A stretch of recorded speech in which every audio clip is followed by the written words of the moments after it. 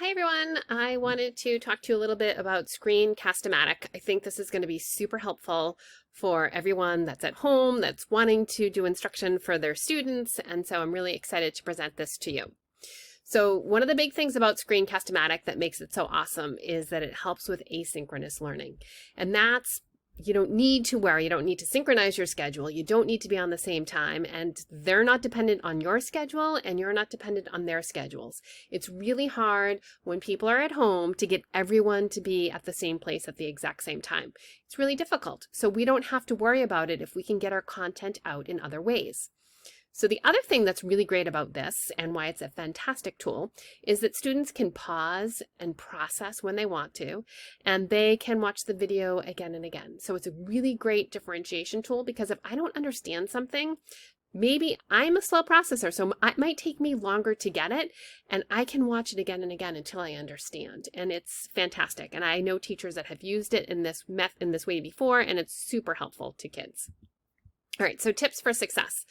Number one, get your slides ready ahead of time. So you don't want to try to be working, every time you type, it's going to make weird noises and stuff, and it's just like waste of time in the video. So you really want to get as much of your information set ahead of time. Then you also want to make a rough plan on what you want to say. You just want to sort of have a clue. Like I will use my slides as guidelines, so I have enough in here so I know what I want to say, but I think that that's helpful. And you also want to keep it brief. So 5 to 10 minutes maximum is best. This program offers 15 minutes for free.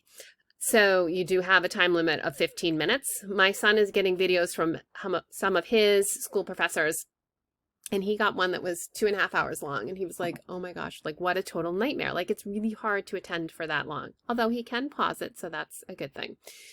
The other thing is to stay humble. So you can see I'm tripping over my words. I'm making mistakes. I do that when I teach. So you know what? It's okay. Yes, this is recorded. And yes, people are going to hear me make mistakes over and over again. But whatever. Like that's life. We move on. If we try and make it perfect, we will be recording again and again and again. It will take hours. Nobody has that. So just do it. Do the best you can and just be okay with it. All right. So to sign up, you're going to go to screencast-O-Matic.com, and then you'll see the button up here. It says sign up, it's free. So that's what you're going to click on. And then you're going to click on the button that says sign up with Google. And once you do that, you're going to get a list of all of your accounts. So you're going to want to pick your school email address for your login. And for this one, I'm pointing to my regular one. I'm actually using my STEM student one because I have an account, and I'll show you later on my account. And I have lots of videos because I use this a lot. So when you click on your account, it's going to pick up from Google what your first name is and your last name is. And so mine says STEM student because that's what I named myself as the test account. But you're going to have this checkbox here that you agree to the terms of service. So take a peek if you read them. If you don't, you just click through. Sometimes you give up your privacy and you don't know it. And then you're going to click create account. Now I say it as if I read the terms of service. I really don't usually, but that's not good practice. I should read them, so should you.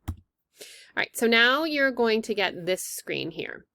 So it'll show any of your videos. And again, I just signed up for this account. It was a brand new sign up so I could get some screens to show you.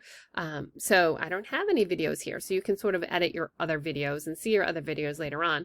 But right now you're just going to click on the launch recorder up there. And then you're going to be given a choice. So one screen will pop up, but you can see that there's two tabs. So there's the default is your entire screen, and then the other tab is the application window. So the difference is if you click entire screen, it's going to literally do your entire screen. So all of your tabs will be visible down here. So do you see down here, you can see the different programs that are on my computer on my taskbar. They're all going to be visible. The time, exactly when you do it. So if you're, a night owl and you're at 3 in the morning recording videos, your kids are going to see that you're up at 3 in the morning. For the other thing that's a little bit odd for this one is the default is on the entire screen, you still have to click on this picture. So you'll notice that the share in this one, that's going to keep popping up, but the share is grayed out. And it's grayed out because I didn't click on this yet. So you have to click on that in order to click the share. So that's sort of a little confusing. And on this side, if you pick that you want to do application window, you can decide which window you want to show. Look, there's a mistake in my slide. I pasted an extra number 1. So for here, you know, if you wanted to show whatever screen, you could pick which one you wanted. And then when you picked, then you'd click the share button. So that's all you do for that screen. And then you click on the launch recorder. And it tells you here that if you want to pause afterwards, there's a little icon at the bottom. This one, I did the screenshots on a Chromebook because students can do this too. So let's say you gave them an assignment and they're doing some research and you want them to explain their process. You can teach the kids, we can make a video for the kids of how they can use Screencast-O-Matic. And actually, they have their own tutorial, so maybe it's probably better than mine. So you could click on that to watch the tutorial. So I'm just going to get out and I'm going to show you. So you can see that I had all my slides here. And when I started my video, I just made sure it was full screen. And then in the end, I'm going to trim out a little bit so that it doesn't have the beginning, like when it's waiting for it to go full screen. So I paused the video. So in the bottom right corner, so where my mouse is right now, where I'm circling, what you can't see is this. So there's like a little pause button, only I see it on my screen. So I took a screenshot of it so you could see what that was. And so that's when you're done, you click on that pause button. And when you do, you're just gonna get this line here. And when I did that, I clicked the done button. And after you hit done, then you're gonna get this menu that's popped up and it's gonna say, what's next? What do you wanna do? So we wanna save/upload our video. So the editing, some of these things, the editing you can't get in the free version. You can only get it in later if you pay for a premium version, but we're not paying right now. So once you click that, the next thing that you do is you need to, so I talked about trimming. So this is what you do. You'd click on that handle, you click and hold, and you drag it to where you think it would be. And then you're gonna drag the end. So sometimes I don't say anything at the beginning while it's waiting, when I'm waiting for the screen to start, so that way I can get it perfectly set, and then I just move this over because I like to work in full screen, and right now I'm not. So if I hit the present mode, it's obviously going to look a lot nicer. So watch, I'll do that. But see how there's that little bit of loading time?